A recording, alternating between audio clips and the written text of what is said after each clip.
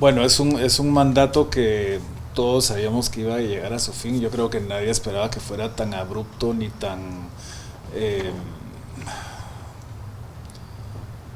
tan dramática la salida, porque sí se dejaron muchas cosas en el tintero, ¿verdad? Entonces yo creo que muchos se quedaron con mal sabor por la forma en que terminó el mandato.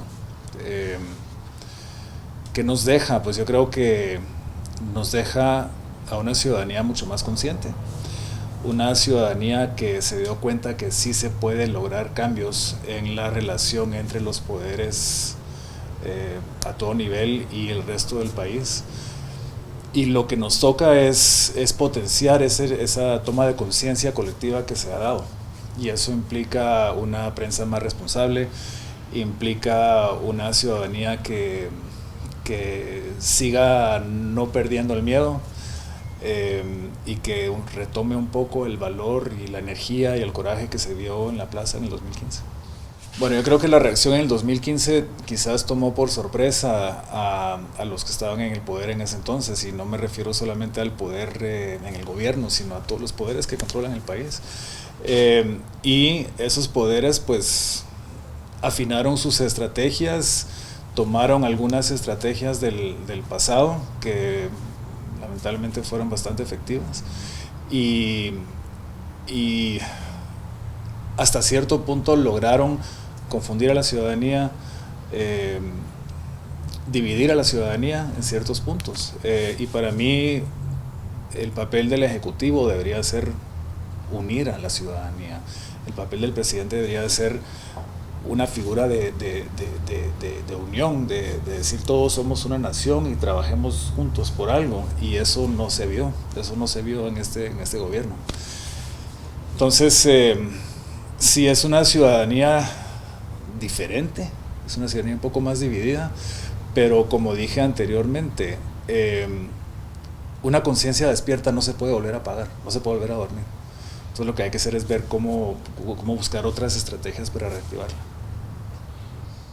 Demostró que sí es posible crear y vivir en una sociedad donde no reina la impunidad, donde un sistema de justicia sí le responde a las necesidades de la población, un sistema de justicia que tiene muchas carencias, muchos problemas, muchas ineficiencias, muchas injusticias, pero el trabajo de la CICIG sí demostró que se puede cambiar eso, ¿verdad?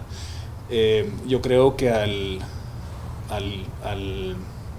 atacar problemas o temas que no se habían atacado antes, pues demostró que de repente las cosas pueden ser diferentes en Guatemala, y eso sacó muchas ronchas, o sea, eso afectó a los que veían sus intereses afectados. ¿Qué pasa en Guatemala? Todos piensan no, o sea, piensan en el bienestar individual y no en el bienestar colectivo. Eh, y, y por eso como que reaccionaron así. Pero yo creo que si la gente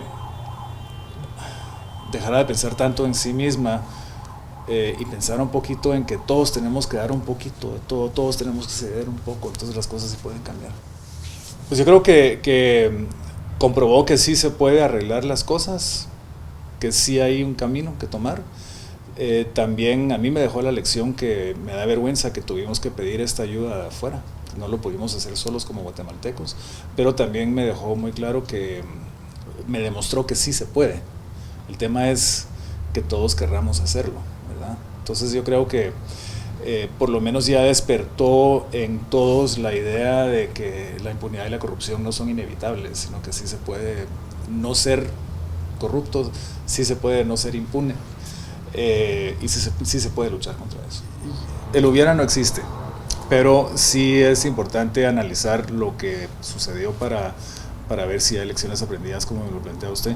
Yo creo que el escoger ciertos casos quizás hubiera sido mejor analizarlo a nivel estratégico, a nivel político, a ver si valía la pena escoger trabajar ciertos casos en cierto momento versus escoger casos más grandes, que hubieran sido más, o sea, el haber escogido ciertos casos en determinado momento despertó pasiones que quizás no era lo más productivo hacer eso.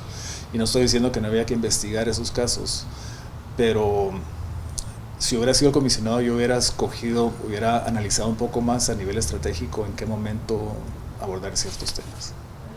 A nivel personal, pues es que a mí me tocó regresar a Guatemala en el 2014, después de estar fuera más de 20 años, después de estar cubriendo situaciones similares en otros países, o sea, cubriendo situaciones donde la corrupción y la impunidad habían llevado a la pobreza, a la violencia, a la inequidad en muchos países del mundo. Entonces, para mí, regresar a Guatemala en momentos en que comenzaban a hacer este proceso en Guatemala, fue bien intenso para mí, porque por un lado regresé y tomé la decisión de dejar de ser un periodista observador externo, digamos, a involucrarme como ciudadano. Yo tomé esa decisión consciente y lo dije públicamente. Yo dije, yo me quito el sombrero de periodista y yo me pongo el sombrero de ciudadano porque esto me importa a mí, porque es mi país, porque aquí tengo invertida mi vida, mis sentimientos, gran parte de mi historia, de mi cultura, la mitad porque soy mitad americano, pero me explico, o sea, tomé esa decisión muy consciente. Entonces, a nivel personal fue muy gratificante ver cómo se despertó la plaza, ver cómo se juntaron estudiantes de la San Carlos y de la Marroquín y de la Landívar, y indígenas, grupos campesinos, algunos empresarios más abiertos a ideas un poco más progresistas, por usar un término que ya hasta ese término no se puede usar. Para mí fue muy gratificante ver eso, porque me hizo ver que la Guatemala que yo dejé hace 25 años no es la Guatemala de hoy, y que sí existe una generación de jóvenes que están muy comprometidos, que están conscientes y que sí quieren ver que las cosas cambien, no para bien de ellos, sino para bien del país entero. Gratificante también haber entrado en contacto con amigos del sector privado, que nos juntamos en la cantina y tratamos de hacer algunas cosas ahí, que en su momento sí lograron como que sacudir un poco el ambiente que era necesario. Gratificante también entrevistar a líderes de líderes estudiantiles, a tuiteros, a líderes indígenas, y como que entender que todos, en el fondo todos sí queremos lo mismo, pues todos queremos una Guatemala mejor. Entonces fue muy gratificante, frustrante también porque vi que es una bestia bien poderosa, bien fuerte la que controla mucho aquí. Bueno, es que es un momento, es un parteaguas, porque por un lado termina oficialmente el mandato de la CICIG sale. Hay un cambio de gobierno, que es un cambio de gobierno, es lo único que puedo calificar, que es un cambio, y un cambio, cualquier cambio va a representar oportunidades, o sea, va a representar la posibilidad de que se respiren aires frescos, de que se implementen políticas distintas, que termine esa manipulación de la opinión pública que se ha dado tanto, que terminen esos esfuerzos por dividirnos, que terminen estas descalificaciones, que termine este intento por ideologizar todo esto. A mí me choca mucho que me digan que soy comunista o que soy de izquierda, porque yo no quiero vivir en un país donde reina la corrupción, y así pasa mucho. Esas descalificaciones tienen que terminar, no podemos seguir así. Entonces yo sí creo que con estos cambios que son reales, o sea, que sale la CICIG y entra un gobierno nuevo, sí son momentos de oportunidad para refrescar y para que todos digamos, bueno, tomemos todos un respiro, tranquilicémonos todos y tratemos de dialogar otra vez, ¿verdad? Pero sí hay un sistema bien enquistado que tiene que cambiar. El sistema de justicia tiene muchos problemas. Se han cometido muchas injusticias en el sistema, o sea, hay gente que ha pasado años en la cárcel sin tener acceso a un juicio, o sea, eso no es bueno aquí ni en ningún lado, ¿verdad? Y eso es culpa de un sistema que viene de décadas atrás. Entonces ahora viene un momento para que como sociedad busquemos la forma de ir resolviendo esos temas como más estructurales. Como, no sé, como comunicador, pues yo creo que mi papel es seguir tratando de dar opinión, dar puntos de vista, dar, o sea, sugerencias sobre lo que yo creo, y por lo menos contribuir a que haya un debate sobre esto. Pero todos tenemos que debatir. Pues yo creo que tiene que haber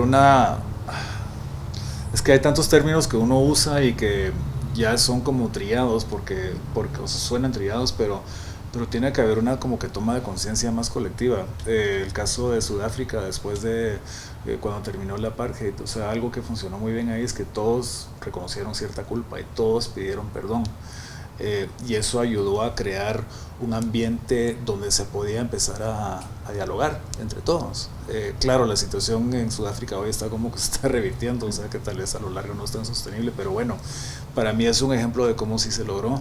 Las sociedades que quedaron tan divididas en los estados Balcanes, o sea, en Bosnia, en toda esa parte del mundo después de un conflicto que dividió y que fue terrible y mucho más sangriento que lo que se ve aquí, pero uno ve esas sociedades hoy están funcionando porque todos tienen algo a qué aspirar, y todos tienen este sentido de que sí, todos somos una nación y veamos cómo juntos vamos a salir para que todos vivamos mejor, ¿verdad? Empresarios, estudiantes, campesinos, todos. Pues yo lo estoy haciendo con el proyecto que tengo en Santa Catarina Palopó, que se llama Pintando Santa Catarina, que básicamente a primera vista parece ser un proyecto donde uno pinta las casas de la gente para que se vean más bonitas, pero es mucho más que eso, es crear un ecosistema para que dentro de esa comunidad de 5,000 habitantes haya acceso a oportunidades de desarrollo a nivel personal. Digamos que la gente de Santa Catarina me decía a mí, porque yo soy vecino ahí, que necesitan trabajo. Más de la mitad de los jóvenes ahí no tienen, o sea, más de la mitad de la población tiene menos de 30 años y no hay fuentes de empleo. Entonces la gente, los catarinecos dijeron que queremos turismo, pero no el turismo mochilero que no nos deja nada, sino que turismo que venga a crear oportunidades de empleo y de desarrollo. Entonces se creó todo un sistema que permite eso. Entonces a nivel muy puntual, si yo puedo contribuir a que la gente tenga acceso a las oportunidades que todos deberíamos poder tener, entonces ya se va creando una comunidad donde la gente tiene una percepción diferente de su papel dentro de una sociedad, ¿verdad? Entonces es algo muy chiquito, pero yo espero que los niños en Santa Catarina que están creciendo con este nuevo aire fresco que está respirando ahí en Santa Catarina, ya crezcan con una idea diferente. Entonces cuando ellos sean adultos van a entender que su papel es otro, que su papel que ellos pueden exigir derechos, que ellos pueden exigir transparencia y honestidad dentro de sus gobernantes, pero eso toma tiempo. O sea, hay que pensar a futuro. En Guatemala a veces es muy difícil y es muy caro pensar a futuro para mucha gente, pero los que podemos sí lo tenemos que hacer. Entonces pensar en el cambio que estamos buscando no se va a dar ni en estos próximos 4 años, ni en esta generación, ni en la siguiente, pero hay que sembrar un árbol para verlo crecer. Pues ahí se está haciendo porque estamos logrando que la gente se hable, porque estamos como que derribando la desconfianza entre unos y otros. A mí me dijeron que yo yo llevo décadas de tener mi casa de descanso allá, entonces yo para el pueblo yo antes era un chaletero, que es un término despectivo, pero ahora me dicen los del pueblo que yo soy vecino. Entonces ya lograr eso, ya derribar barreras así, que son chiquitas pero son importantes, ya te va creando algo diferente. El que una mujer indígena decidiera abrir un negocio propio y crear un centro cultural en su casa y empezar a generar 7,000, 8,000 quetzales al mes para su casa que no generaba antes, y que lo haya podido hacer porque se crearon las condiciones que le daban a ella la confianza de hacerlo. Ya se está creando una cultura de una ciudadanía más comprometida. Entonces esa señora le va a exigir a sus alcaldes que mantengan las calles enfrente de su centro cultural limpias, porque se da cuenta que así le va a llegar más turista, ¿verdad? Es ir mejorando, es ayudar a la gente a darse cuenta que ellos le pueden exigir a sus gobernantes elegidos que tomen acciones que los afectan directamente. Creo que en el pasado la gente se fue acostumbrando a un sistema donde eso no era importante, pero yo creo que la gente hoy sí lo busca, porque se despertó esta conciencia desde el 2015 y todo lo demás. Entonces en comunidades pequeñas como donde trabajamos nosotros, la gente ya siente que tiene que pedir esa rendición, exigir esa rendición de cuentas, porque ya tienen una inversión directa a ellos. O sea, ya lo que pasa en esa comunidad ya les afecta de una manera más directa. Entonces se vuelven ciudadanos más activos y no pasivos, ¿me explico? Se vuelven ciudadanos más activos porque ya tienen más en riesgo. Esta señora que abrió su centro cultural quiere que sus calles estén limpias para que le sigan llegando turistas. Entonces ella ya sabe que le puede ir a exigir a la municipalidad que haga su trabajo, ¿verdad? Entonces eso, si se va creando esa conciencia dentro de una comunidad, ya se va tejiendo eso. O sea, ya se va fortaleciendo eso dentro del tejido social de una comunidad. Y eso creo que ya sí se puede ir replicando. Pero lo importante es que cada quien desde su campo de acción decida qué puede hacer. Y para mí ahorita es la comunicación quizás no tradicional, porque Palopo es un proyecto de comunicación hasta cierto punto y es mucho más, ¿verdad? Y así como ese proyecto hay muchos más en Guatemala que quizás necesitan visibilizarse más.